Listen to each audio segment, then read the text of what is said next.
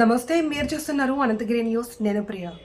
అక్రమ కేసులు పెట్టిన చరిత్ర మాజీ ఎమ్మెల్యే మెతుకు ఆనందదేనని municipal floor leader Sudhakar Reddy అన్నారు. బుధవారం ఎమ్మెల్యే క్యాంప్ కార్యాలయంలో మర్పల్లి కాంగ్రెస్ నాయకులతో కలిసి వికారాబాద్ నాయకులు విలేకరుల సమావేశం నిర్వహించారు. ఈ సందర్భంగా ఆయన మాట్లాడుతూ స్పీకర్ జోలికి వస్తే నాలుగు చీరేస్తామని పేర్కొన్నారు. వికారాబాద్ అభివృద్ధి కోసం స్పీకర్ ఢిల్లీ పోతే ఇక్కడ ఆనంద్ స్పీకర్ను విమర్శించడం సరికాదన్నారు. ఈ సమావేశంలో మున్సిపల్ చైర్పర్సన్ మంజుల రమేష్, మాజీ మున్సిపల్ చైర్మన్ సత్యనారాయణ, మర్పల్లి నాయకులు సురేష్ తదితరులు పాల్గొన్నారు. అదేవిధంగా సోదరులందరికీ ఎలక్ట్రానిక్ మీడియా సోదరులకు అందరికీ పేరు పేరున ధన్యవాదాలు తెలుపుతూ, మరి నిన్న మర్పల్లి మండలంలో ఒక డెడ్ బాడీ దొరికిన విషయంలో దాన్ని వాళ్ళు తీసుకొని రావడం జరిగింది. ఒక అనుమానాస్పదంగా ఉన్నదని ఆయన తీసుకొని వస్తే దాన్ని నిన్న స్థానిక మాజీ ఎమ్మెల్యే దాన్ని పెద్దగా రచ్చ చేసి మరి టీఆర్ఎస్ నాయకులను గుండల్లాగా ఇచ్చేసి మరి రచ్చ రోడ్డు మీద చేసి దాన్ని పెద్ద సమస్యగా ఇచ్చేసి మరి ఆయన ప్రెస్ మీట్లో చెప్తా ఉన్నాడు, నేను ఇప్పటి వరకు నేను ఎవరి మీద నన్ను కేసులు పెట్టినామా, ఏం చేసామని. మరి నీ పార్టీలో ఉన్నప్పుడు నువ్వు జిల్లా పరిషత్ చైర్మన్ పైననే మరి ఎంబడి మరి టీఆర్ఎస్ నాయకులను గుండెల్లాగా తయారు చేసి ఆ రోజు చేసింది నువ్వు కాదా? మరి ఈరోజు నువ్వేమంటావు, నువ్వు గెలిచినావు 12,000 ఓట్లతోటి. నీ రంజిత్ రెడ్డి లేకపోతే నీ 12,000 కాదు, నీకు డిపాజిటే ఉండకుండే. మరి ఇవన్నీ గుర్తుపెట్టుకొని మరి నువ్వు ఇంత ఇది చేసి నువ్వు చేస్తున్నావు, నేను ఎంబడి పడతానని కాదు. నీ ఎంబడి కాంగ్రెస్ కార్యకర్తలు మేము నీ ఎంబడి పడితే నీ పుట్టగతులు ఎట్లుండే అనేది నువ్వు గుర్తుపెట్టుకోవాలి. కాంగ్రెస్ నాయకులు గుండెలు కాదు, టీఆర్ఎస్ వాళ్ళు గుండెలు. గతంలో చేసింది మీరు చూడండి, మీ ప్రభుత్వంలో ఉన్న నాయకులను అందరినీ రియల్ ఎస్టేట్లో చేసి భూములు పట్టాలు అవి ఇవన్నీ అన్నీ దోచుకునిక తయారు చేసి ఈరోజు కాంగ్రెస్ నాయకుల మీద అనడం తప్పు. అదేవిధంగా ఒక గౌరవప్రదమైన హోదాలో ఉన్న స్పీకర్ గారిని మరి నువ్వు అనిశ్చిత వ్యాఖ్యలు చేయడము సమంజసం కాదు. కాంగ్రెస్ నాయకులు చూస్తూ ఊరుకోరని నీకు గుర్తు చేస్తూ మరి నువ్వు అన్నిటికీ నీ మూల్యం చెల్లించుకోవాల్సిన అవసరము ప్రజలు నీకు తినిపించారు ఆల్రెడీ. దాన్ని చూడకుండా మళ్ళీ కూడా నువ్వు ఎక్కువ మాట్లాడడం జరుగుతుంది. మరి కాంగ్రెస్ ప్రభుత్వం పైన, కాంగ్రెస్ నాయకుల పైన ఎవరి మీద కూడా నువ్వు ఏదైనా ఇచ్చేస్తే మేము చూసి ఊరుకోమని గుర్తు చేస్తున్నాం.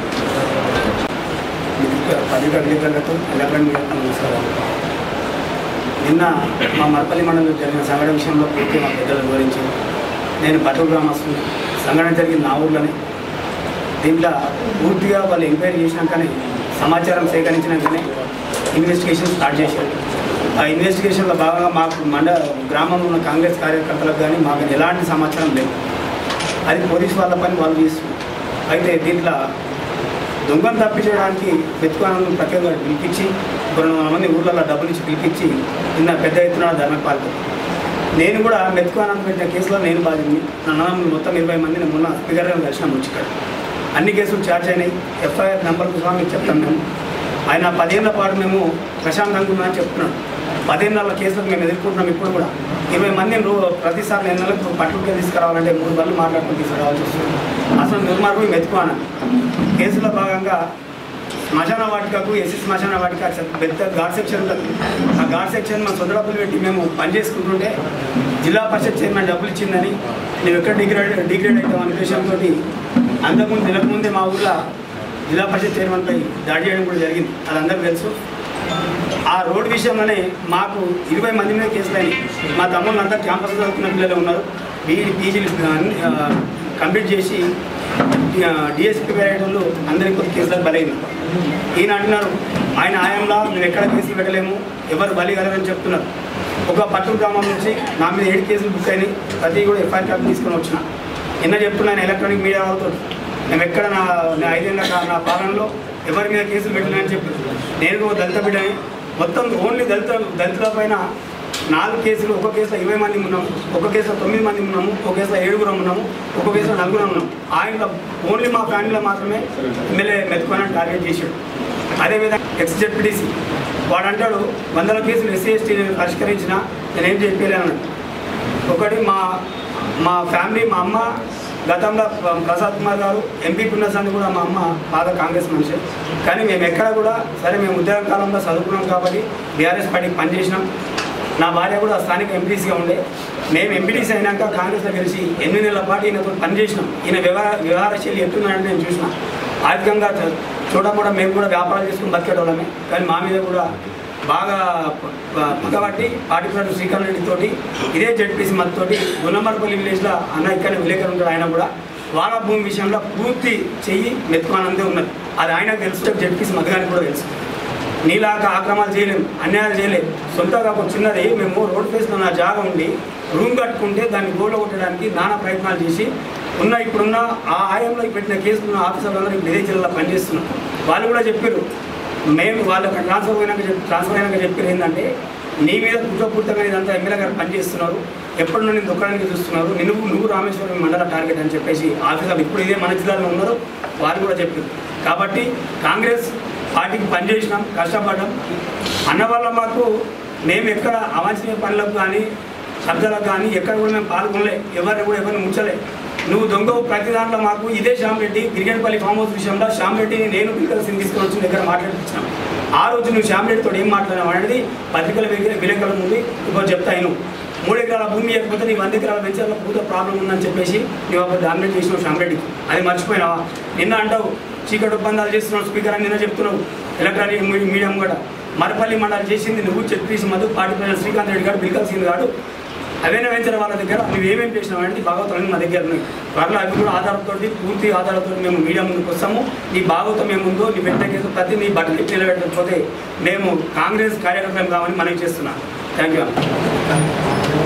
అందరికీ నమస్కారం.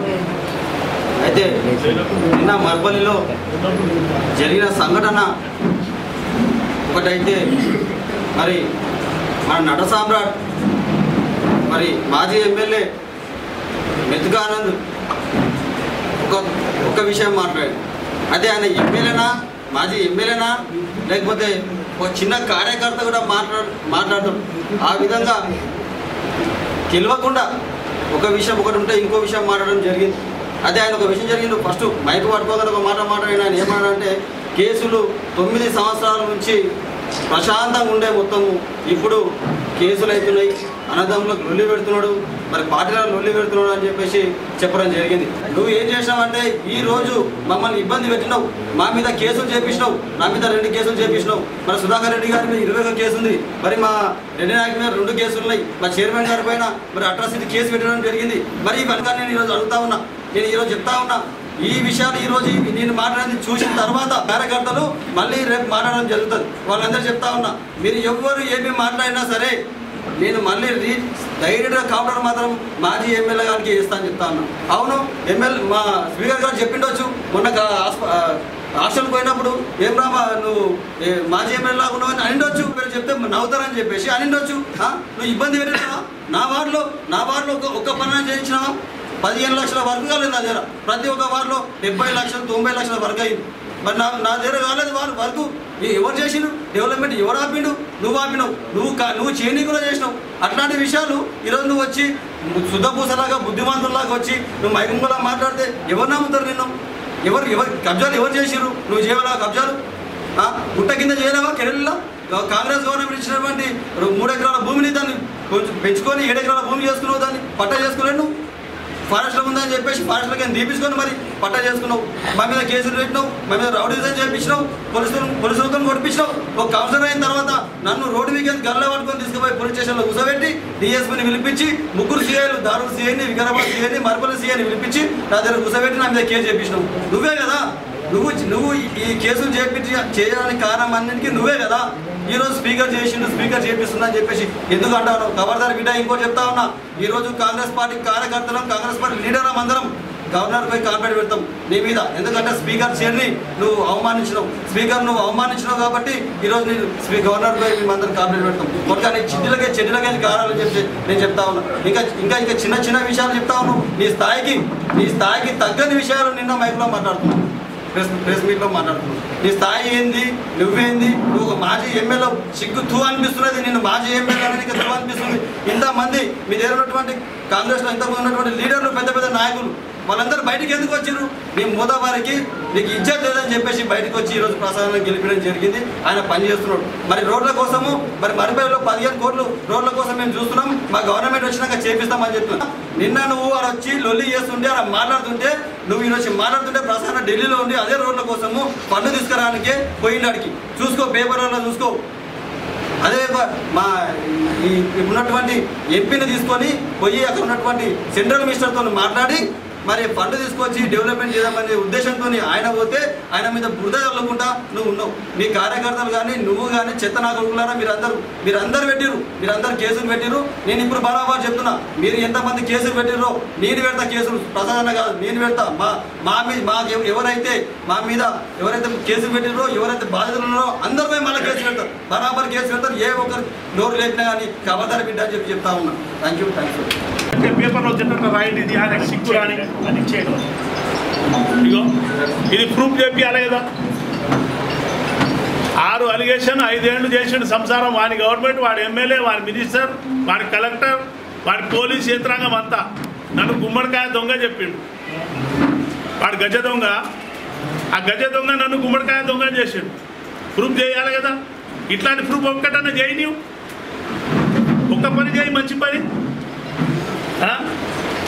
మేము ఇన్ని రోజుల నుంచి అక్కడ ఉండి తాండాలో ఉండి సంస్కారం అనేది నేర్పి, మంచితనం అనేది నేర్పి, అందరికి ఇంటింటికి ఉద్యోగాలు ఇప్పించి మేము కష్టపడుకుంటూ వస్తే మాకు డిస్కరేజ్ చేయడానికే ఒక కిషన్ నాయక్, ఒక దళితులు ముంగలిపోవద్దని నీ అధికారం ఎంత, నీవెంత? 5 ఏళ్ల కింద ఉడితివి, కష్టపడుతీవా, ఎక్కడైనా పని చేస్తేవా, లాఠీ దెబ్బలు తింటివా, ఏమైనా చేస్తేవా? పోయి ఇస్తరా కూర్చుంటే అలా 18 కేసులు నా మీద పెట్టినావు. ప్రసాద్ కుమార్ కేసు పెట్టించిందా? ప్రసాద్ కుమార్ మీద అంటావా నువ్వు? ప్రసాద్ కుమార్ డెవలప్ చేస్తేనే ఆయన కూడా అప్పుడు గెలుస్తుండే. 2 కాలాల మధ్యలోకి వెళ్ళి వచ్చినావు నువ్వు. లేకుండా నీవేడ గెలుస్తుంటే నీకు కామన్ సెన్స్ ఉండే. మా 2 ఓట్లు ఇండిపెండెంట్, కాంగ్రెస్ పార్టీ ఓట్లు ఎన్ని ఉన్నాయో ఒకసారి కౌంట్ చేయి చూడు ఎన్ని ఉన్నాయి. నువ్వేడ గెలుస్తుంటే గెలిచినందుకే ఇక మాకు ఇదంతా పని చేసినావు. ఇగో ఈ భూమి నాది, నా పట్ట భూమి. నేను అక్కడ గుడి కట్టించి ఆడ జాతర చేస్తుంటే ప్రతి సంవత్సరము నా సొంత భూమి పట్ట భూమిలో వచ్చి ఈయన పూజ చేస్తాడు. ఈయన పూజ చేస్తాడు, కబ్జా పెడతాడు నా భూమిలో. గుడి ఉండగా గుడి దగ్గర పూజ చేయడానికి చేతగాలే, వేరే నా భూమి కబ్జా పెట్టాలని ఒక పూజ చేస్తున్నాడు గుడికి. ఈ అప్లికేషన్ ఇస్తే కేసు చేయలే. నా భూమిలో వచ్చి ఇట్లా కబ్జా పెడుతున్నారంటే కేసు చేయలే. నీకు జగనన్న కామన్ సెన్స్ ఉండాలి. ఒకరికి ఇల్లు కట్టి ఎక్కువతి, ఒకరికి భూమి ఎక్కువతి. 27 మంది మీద అయ్యో ఎంతమంది మీద ఉన్నది కేసు? మా కోడళ్ళ మీద కూడా ఉన్నది కేసు. మా భార్య మీద, మా కోడళ్ళ మీద కేసు పెట్టి కోర్టుకు దింపుతున్నావు కదా. నీవు దమ్మున్నాడు ఉంటే ప్రూఫ్ చేయాలి కదా. ఎవరికైనా అన్యాయం ఒక చీమ కొట్టినట్ల, ఎవరికైనా ఒక సిగ్గర్ ఛాయ్ తాగినట్ల నీళ్ళాక అన్యాయం చేసి 253 ఎకరాల భూమి కొనుక్కున్నట్లయితే ఒక్కటి ప్రూఫ్ చెప్పి. ఇదే ఆఫీస్లో ఒక్కసారి వచ్చిన బొందలగడ్డ జాగా గురించి మా చందర్ కూడా ఉండే కౌన్సిలర్, కానీ అవతల రూమ్లో ఉండే, ఈరోజు ఇళ్ళ లేకుండే. నేను అడిగితే నువ్వు 4 ఎకరాల భూమి అమ్ముకున్నావు అంట కదా అన్నాడు. అరే అమ్ముదే, నేను 4 ఎకరాలు అమ్మితే నేను 8 ఎకరాలు ఇస్తాను. పక్కకే ఉన్నది నా 112, 110 సర్వే నెంబర్ చెప్పిన ప్రూఫ్ చెప్పిమన్నా. నేను అది చేసినాము, అట్లా చేసేవాళ్ళం కాము, మేము తాండాల్లో ఉన్న రోడ్లు, హాస్పిటల్ అవన్నీ చేసినామంటే నన్ను గుమ్మడికాయ దొంగ అంటే భుజాలు ఎగిరిస్తున్నాం అంటాడు. గజ దొంగ. నీకు మాట్లాడే అధికారం ఎక్కడ ఉంది అంటే వాళ్ళు చేసే పని వాళ్ళు చేస్తారు. పోలీసు వాళ్ళు చేసే పని పోలీసు వాళ్ళు చేస్తారు.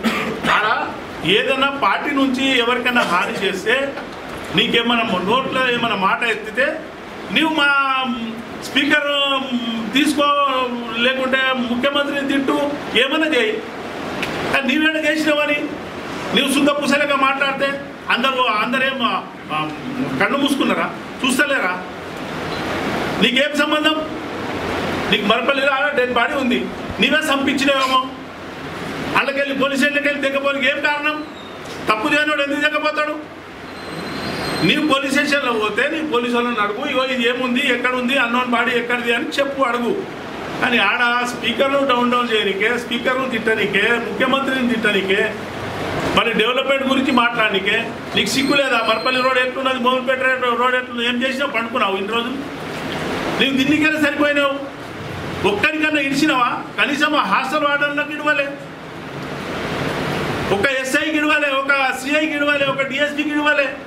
అందరు ఈయనకు ఇవ్వాలి, మామూలు ఇవ్వాలి, నెల నెలకు మామూలు ఇవ్వాలి. మళ్ళీ ఏమైనా ఉంటే ఎవరైనా నా గురించి ఏం మాట్లాడుతున్నారని ఇంక్వైరీ పెట్టాలి రోజు. ఇట్లాంటి వాడివి నీకు హక్కు ఉన్నదా మాట్లాడానికి? నీ ఎంబడి కష్టపడడానికి ఒక్కరు కూడా నీవు గుర్తే లేదు నీకు. పోతీవి ఆడ ఇస్రాక్ మీద కూర్చుంటేవి తింటివి. నీకు రామచంద్రారెడ్డి కానీ వడకపోయా, నరోత్తమ్ రెడ్డి కానీ వడకపోయా, కొండరెడ్డి కానీ వడకపోయా. నీకు చేసిన వాళ్ళు ఎవ్వరు కనబడకపోయి పోయి ఇంకా ఏం వేస్తావని వస్తావు? నువ్వు కళలు గంటున్నావు. ఇక వాళ్ళు నీకు ముగ్గలు చేసిన వాళ్ళు కూడా అంతా వాళ్ళు చేసే కష్టం కూడా వ్యక్తమవుతుంది. మంచి ఇంకో వేరే నాయకుడిని చూసుకోండి. ఇక కార్యకర్తలు మీరు మారాక ఆయనతో ఆయన వెంబడి ఉంటే వేస్ట్. ఇది మళ్ళీ ఈ 5 ఏళ్ళు పోరాడితే ఎవరైనా మంచోడు వస్తాడని అనుకుంటున్నాం, కానీ అది వేస్ట్. రాండి, మీరు కూడా కాంగ్రెస్ పార్టీలోకి రాండి. ఇలా డెవలప్ అవుతాం మనమంతా వికారాబాద్లో. ఆయన వెంబడి ఎందుకు పోతారు అనవసరంగా? ఇలా ఒకరి సుఖంగా ఉంచాడు, ఒకరిని సుఖంగా ఉంచనియాడు ఆయన క్రిమినల్ మైండ్ ఆయనది. నేను ఇంత పని చేసి నేను తాండాలో ఉంటే ఒక ఆయన ఆర్టీసీ డ్రైవర్ పోయిందంట, ఏ ఊరు మీది, ఏ ఊరు అంటే నాది కిషన్ నాయక్ తాండా అంట. కిషన్ నాయక్ తాండా కూడా ఉందా? ఎక్కడుంది కిషన్? వచ్చి రానివు. ఏం చేసినావు? మాది మాయముంత ఉన్నది ఆడ, మా నాన్నది మాయముంతున్నది, మా తాత మాయముంతున్నది. నిన్న మొన్న వచ్చిన మేము, మా నాన్న ఎడ్యుకేటెడ్, మా తాత హకీం. 200 సంవత్సరాల కింద నుంచి ఇక్కడ ఉన్నాం మేము, నిజాం వచ్చి ఇక్కడ ఉన్నప్పటి నుంచి. నీవు మా గురించి మాట్లాడతావు, పేరు పెడతావు. అరే ఇంత ఘోరంగా చేసివా? 18 కేసులు పెట్టి నా మీద. నేను కాకుండా మా భార్య మీద మా కోడళ్ళు కూడా ఉన్నారు. 27 మంది. ఆయన పుణ్యానికి సిగ్గుశరం ఉండాలి, ఆయనకు కేసు పెట్టలేదంటాడు. ఎంత తిట్టినా తక్కువనే ఆయనకు. ఆయన గురించి ఎంత తక్కువ మాట్లాడితే అంత మంచిదా. సారిగా ఆయన కేసులు నేనేం బీజేపీ అని మరిపల్లిలో చెప్పడం జరిగింది. 21 కేసులు వికారాబాద్, దాంతో పాటుగా 13 కిషన్ నాయక్. అంటే 35 కేసులు ఉన్నాయి. టౌన్ కాంగ్రెస్కి ఇస్తున్నా. ఇది ఏం చేస్తారో టౌన్ కాంగ్రెస్ ఆలోచన చేసి చెప్పాలి. కాబట్టి ఏదైతే మెతుకు ఆనంద్ గారు చాలా మేధావి ఉండే, ఈ మేధావి అంటే అందరూ ఆయన చెప్పుకుంటే నాకు డబుల్ డిగ్రీ ఉన్నదని చెప్పి నిన్న మరిపల్లిలో ప్రూవ్ చేసుకున్నాడు. ఎందుకంటే అన్పార్లమెంట్ లాంగ్వేజ్ మాట్లాడాడు ఎక్కడ చూసినా. ఎందుకంటే నువ్వు చదువుకున్న వ్యక్తివి, నువ్వు చాలా మేధావి ఉన్నావు, అన్పార్లమెంట్ లాంగ్వేజ్ మాట్లాడితే నీకన్నా ఎక్కువ. అంటే ఇప్పుడే చెప్పాడు రామేశ్వరరావు గారు ఏమని, నువ్వు మంచిగా ఉంటే మేమందరం మంచిగా ఉంటాం, నువ్వేమన్నా చేస్తే నీ సంగతి అంతా చెప్పేస్తామని చెప్పడం జరిగింది.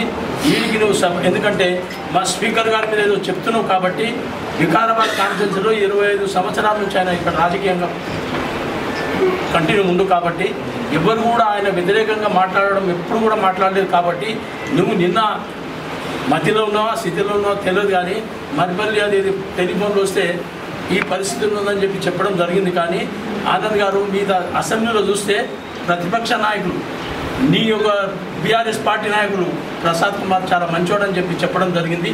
కానీ మళ్ళీ మీరు ఆ విధంగా మాట్లాడకుండా ఆనంద్ గారు ఇప్పుడే చెప్పిన రామేశ్వరరావు ఇప్పుడు నాకు తెలియదు మున్సిపల్ చైర్మన్ మీద కూడా ఎస్సీ యాక్టివేట్ చేసి, అంటే ఎస్సీ యాక్టివేట్ భయపడతారనుకున్నాను. ఇవన్నీ భయపడకుండా రాజకీయం క్వశ్చన్. దయచేసి ఏది ఏమైనా సరే మేమందరం కూడా ఇప్పుడే రామేశ్వరరావు గారు చెప్తున్నాము, అందరం ఐక్యత ఉన్నాము. మీరు ఎప్పుడు పిలిస్తే కూడా వికారాబాద్ మర్పల్లికి రావాలంటే మేము వస్తాం, మీరు కూడా వికారాబాద్కి రావాలంటే రండి. ఏది ఏమైనా సరే ఎవరికి కూడా భయపడే అవసరం మనకు లేదు. కాబట్టి మీరందరూ కూడా కాంగ్రెస్ పార్టీ ఐక్యత ఉన్నాము. ఇప్పుడు ప్రసాద్ కుమార్ చాలా పెద్ద స్థాయిలో ఉన్నాడు కాబట్టి ఈయన ఆ స్థాయిలో మాట్లాడడం చాలా తప్పు. కాబట్టి మళ్ళీ గిట్ట మాట్లాడితే గిట్ట ఆయనకి ఏం చెప్పాలో మా పార్టీలో నిర్ణయం చేసుకొని అప్పుడు తప్పకుండా సభకు చెప్తామని చెప్పేసి మీ అందరికీ సభాముఖంగా చెప్తూ అందరికీ నమస్కారం. కార్యకర్తలకు చిన్న పెద్ద అందరు కార్యకర్తలకి పేరున హృదయపూర్వక నమస్కారాలు తెలియజేస్తున్నా. మీడియా మిత్రులందరూ కూడా నమస్కారం తెలియజేస్తున్నా. నిన్న మర్పల్లిలో ఏం సంఘటన జరిగింది అనేది మా రామేశ్వర్ గారు క్లియర్ కట్గా చెప్పింది. అంటే అసలు అక్కడ ఏం జరిగింది, ఏమైంది అనేది. ఇది law and order issue. So police శాఖ మొత్తం ఏం జరిగింది తెలుసుకుంటారు, తర్వాత ఏం చేయాలో చేసుకుంటారు. దాంట్లో అనవసరంగా రాజకీయ రంగు పులుముకుంటూ దీన్ని ఏదో పెద్ద ఇష్యూ చేయడము. నిన్న మాజీ ఎమ్మెల్యే మెత్కానంద్ గారు ప్రెస్ వైడ్గా మాట్లాడడము అసలు నాకైతే అర్థం కాలేదు. ఎందుకంటే ఒక రాజ్యాంగబద్ధంగా అత్యున్నత పోస్ట్ స్పీకర్ పదవి అందరికీ తెలిసింది. తెలంగాణ లెజిస్లేటివ్ స్పీకర్ ఒకటే పోస్ట్ ఉంటుంది, సీఎం తర్వాత అత్యున్నత పోస్టు. అలాంటి పోస్ట్లో ఉన్న ఒక వ్యక్తిని నువ్వు అనుకుంటా మాట్లాడము అంటే మీరైతే చాలా ఎడ్యుకేటెడ్ కదా, మరి మీరు ఈ చిన్న లాజిక్ ఎట్లా మీసారు నాకైతే అర్థం కాలేదు. నిజంగా ఇవాళ మా వాళ్ళందరూ చెప్తున్నారు, స్పీకర్ గారు నిన్న నితిన్ గడ్కరీ గారి దగ్గర ఉండి మన నియోజకవర్గానికి సంబంధించిన రోడ్ల కోసము దానికోసం ఫండ్ కోసం మాట్లాడుతూ ఉంటే ఏదో ఇష్యూ తీసుకొచ్చి అసలు ఆయనకు సంబంధమే లేని ఇష్యూ, ఇందాక రామేశ్వర్ గారు క్లియర్గా చెప్పింది, అది తీసుకొచ్చి దీంట్లో పెట్టడము అనేది నాకు ఇంకా ఏం అర్థం కాలేదు అసలు. ఇంకోటి చెప్పిండ్రు 9 సంవత్సరాల నుంచి చాలా ప్రశాంతంగా గడుస్తూ ఉంది బీఆర్ఎస్ ప్రభుత్వంలో. సరే, ఆ 4 సంవత్సరాల క్రితం నాకు తెలీదు, 5 సంవత్సరాలు అంటే ఎప్పుడైతే నేను చైర్పర్సన్ అయినానో అప్పటి నుంచి అయితే నేను చూసినా కదా. అంత నియోజకవర్గం పక్కన పెట్టండి, మన వికారాబాద్ టౌన్లో యాజ్ అ మున్సిపల్ చైర్పర్సన్ నేను ఎన్ని ఇబ్బందులు ఎదుర్కొన్నా అనేది ప్రతి ఒక్కరికి తెలిసి ఇక్కడ ఇష్యూ చేయొద్దు అని చెప్పేసి నేను ఎప్పుడు కూడా మీడియా ముందరికి రాలే, ఎవరిని కూడా నేను బ్లేమ్ చేయలే.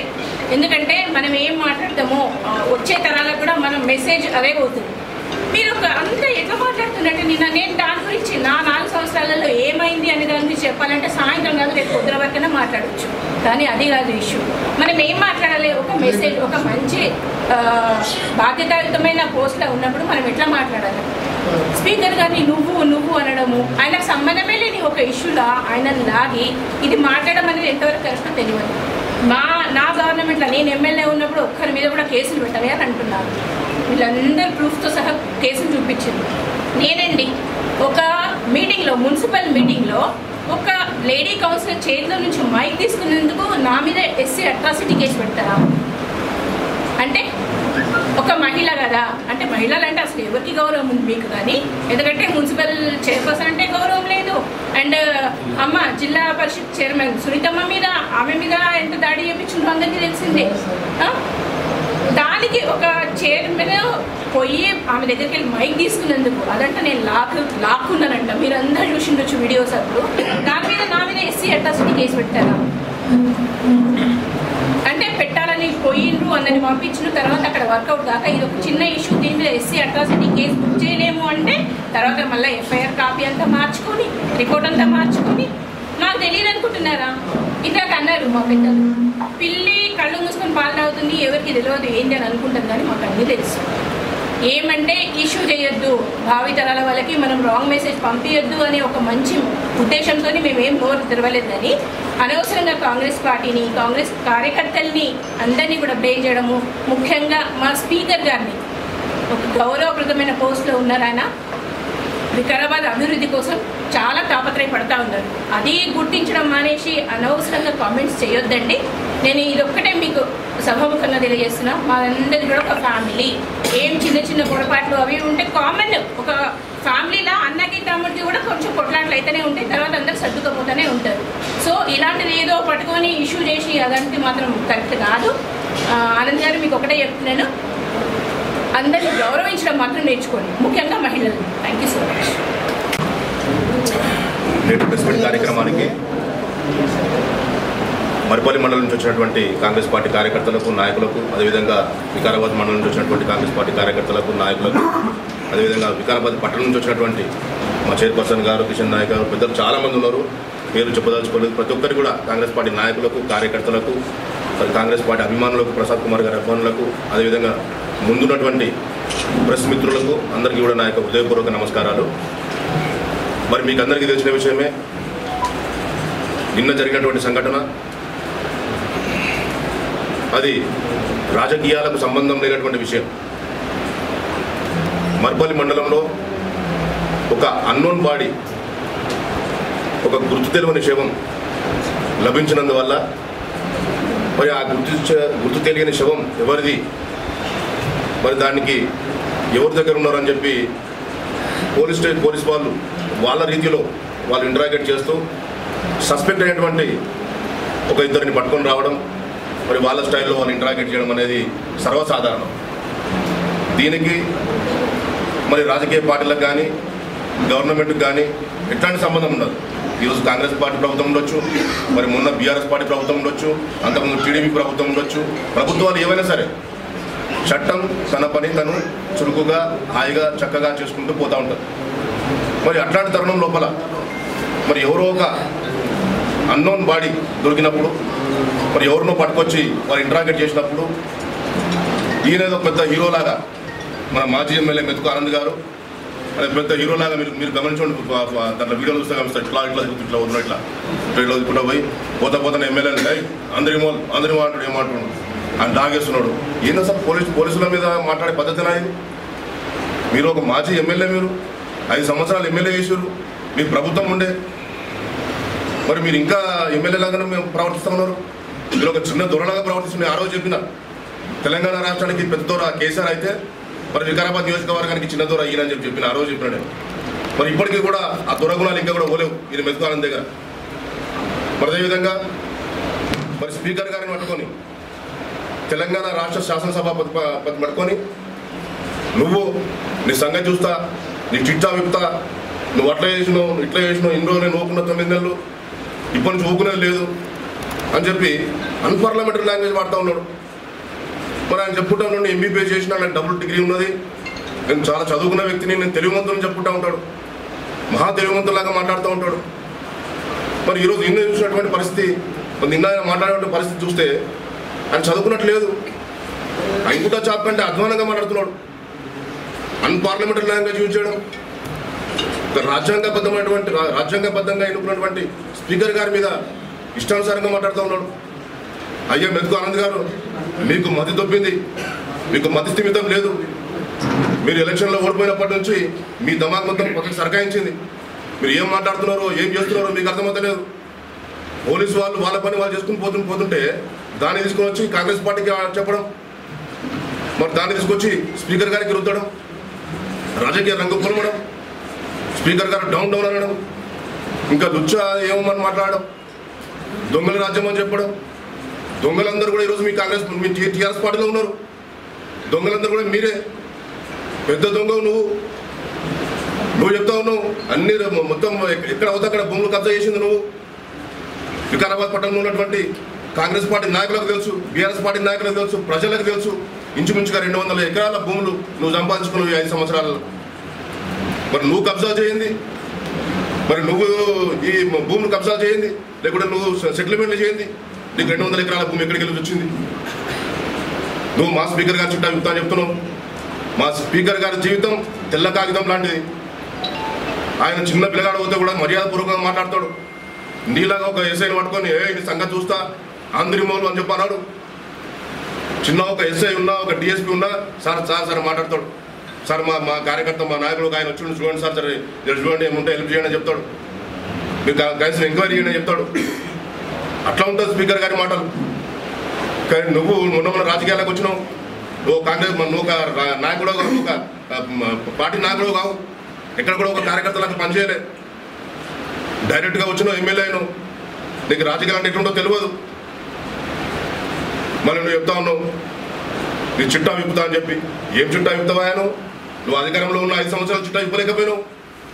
మా దగ్గర ఉన్న చిట్టా అయ్యింది, మా స్పీకర్ గారి దగ్గర ఉన్న చిట్టా అయ్యింది. ఆయన ఉన్న ఆస్తులు మొత్తం అమ్ముకున్నాడు. ఈరోజు ఉన్న ప్రాపర్టీస్ మొత్తం అమ్ముకొని ఈరోజు మళ్ళీ ఎమ్మెల్యే గెలిచాడు. 2 సంవత్సరాలు ఓడిపోయాడు. ఒక బుద్ధి లేని ఎమ్మెల్యే, ఒక తెలివి లేని ఎమ్మెల్యే, మాజీ ఎమ్మెల్యే మెతుకురాని చూడని చెప్పి నిన్ను పక్కకు పెట్టి ఈరోజు ఒక మంచి వ్యక్తి 2 సార్లు ఓడిపోయిండు. ఆయనకు అవకాశం ఇవ్వాలి, మన ప్రాంతాన్ని డెవలప్మెంట్ చేసుకోవాలి అనే ఒక సదుద్దేశంతో ఈరోజు వికారాబాద్ నియోజకవర్గం ప్రజలందరూ కూడా ఏకదాటిగా ప్రసాద్ కుమార్ గారికి కాంగ్రెస్ పార్టీకి ఓటేసి గెలిపించుకోవడం జరిగింది. మరి ఇప్పటికీ కూడా నీకు తెలివి వస్తలేదు. నీ అతి హుషారు, నీ అతి తెలివిని ప్రజలు గమనించే ఈరోజు నిన్ను పక్కకు పెట్టడం జరిగింది. అయినా కూడా ఇప్పటికీ కూడా నీ అతి తెలివి చూపిస్తూ ఉన్నావు, నీ ఫోజులు కొడుతూ ఉన్నావు. ఈ ఫోజులన్నీ నీ ఇంటి వరకు పెట్టుకోవాలి.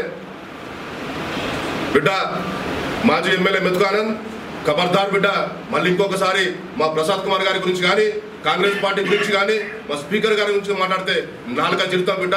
ఎక్కడ నిన్ను అడ్డుకుంటాం, రోడ్ల మీద తిరగనీయం, నిన్ను వికారాబాద్ కూడా రానియమని చెప్పి నేను ఈరోజు సవినయంగా నిన్ను హెచ్చరిస్తా ఉన్నా బిడ్డ. మరి అదేవిధంగా టీఆర్ఎస్ పార్టీ నాయకులకు చెప్తా ఉన్నా, స్పీకర్ గారిని లుచ్చా లంగాన్ని మాట్లాడడం మీకు తెలియలేని పని. అది మీ బుద్ధి తక్కువ పని మీరంతా కూడా మీ అవివేకానికి వదిలిపెడుతున్నా. రాజ్యాంగంలో ఒక అత్యున్నతమైన స్థానం అది. తెలంగాణ రాష్ట్రంలో గవర్నర్ తర్వాత గవర్నర్ పదవి స్పీకర్ గారికి ఉన్నది. కనీసం మనము ఆయన పదవి కింద మనము వాల్యూ ఇవ్వాల్సిన అవసరం ఉన్నది, ఇజ్జత్ ఇవ్వాల్సిన అవసరం ఉన్నది, మనం రెస్పెక్ట్ ఇవ్వాల్సిన అవసరం ఉన్నది. మరి అది తెలియకుండా మీరు టీఆర్ఎస్ పార్టీ నాయకులు ఇష్టానుసారంగా మాట్లాడుతూ ఉన్నారు. అది పద్ధతి కాదు. మేమేమో తప్పు చేసినట్టుంటే మమ్మల్ని మీరు ఖండించండి, లేదంటే మాకు చెప్పండి. మేము అధికారంలో ఉన్నాం, దాన్ని సరిదిద్దుకుంటాం, తప్పకుండా దాన్ని కరెక్ట్ చేస్తాం. అదేవిధంగా మన మాజీ ఎమ్మెల్యే గారు చెప్తా ఉన్నారు, డెవలప్మెంట్ చేస్తలేడు, దేని గురించి పట్టించుకుంటలేడు. మరి ఎంతోమంది బీఆర్ఎస్ పార్టీ నుంచి కాంగ్రెస్ పార్టీలోకి పోయినరు, వాళ్ళు తీస్తలేడు, రద్దు చేస్తలేడు వాళ్ళ పదవిని చెప్పి. అదంతా కూడా రాజ్యాంగబద్ధంగా ఉంటుంది. నువ్వు ఓడిపోయిన ఎమ్మెల్యే 5 సంవత్సరాల లీడరు, నువ్వు చెప్తే మేము వింటామా? నువ్వు చెప్తే స్పీకర్ గారు ఉంటారా? నువ్వు రాసినవా రాజ్యాంగం? ఆ రోజు అంబేద్కర్ గారు రాశారు, ప్రతి ఒక్కరికి కూడా అవకాశాలు ఇచ్చారు. ఈరోజు ఎవరిని రద్దు చేయాలి, ఎవరిని ఉంచుకోవాలి అంటే స్పీకర్ గారు నిర్ణయిస్తారు, మా ముఖ్యమంత్రి గారు నిర్ణయిస్తారు. నువ్వేందా మాకు చెప్పేది? నువ్వు చెప్తే నేను స్థాయిలో మేము ఉన్నామా ఈరోజు? కాబట్టి దయచేసి మీ అందరూ కూడా చెప్తా ఉన్నా, మాజీ ఎమ్మెల్యే మెతుకు ఆనంద్ గారు, ఖబర్దార్ బిడ్డ, నీ సంగతి చూస్తాం, మళ్ళీ ఒకసారి మా స్పీకర్ గారి నుంచి మాట్లాడితే నేను 4 చేద్దామని చెప్పి ఈరోజు సవినయంగా హెచ్చరిస్తా ఉన్నా బిడ్డ. Thank you.